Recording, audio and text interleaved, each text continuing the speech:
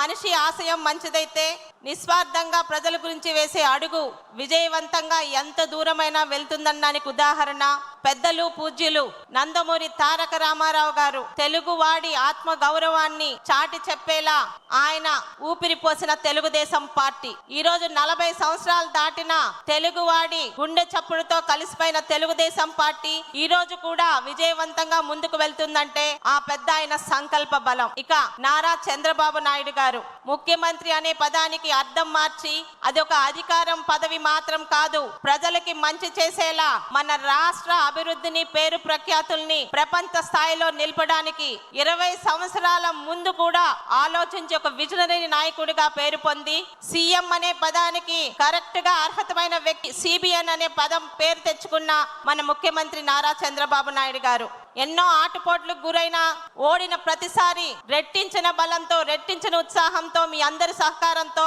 పార్టీని విజయ పదంలో నడిపించారు. ఇక్కడ టీడీపీ వెర్షన్ నెంబర్ 3.0 మన యువ నాయకుడు నారా లోకేష్ గారు వేలెత్తి చూపించిన ప్రతి ఒక్కరు నోరు మూసుకునే విధంగా ఈ రోజు అన్నా అని అంటే అర్ధరాత్రి అయినా వాళ్ళకి సహాయ సహకారాలు అందిస్తూ మరి 3వ తరానికి కూడా పార్టీని ముందుకు తీసుకెళ్లగల బలమైన నాయకత్వం వచ్చిందని నమ్మకం కలిగిస్తూ ముందుకు వెళ్తున్నారు మన యువ నాయకులు నారా లోకేష్ గారు.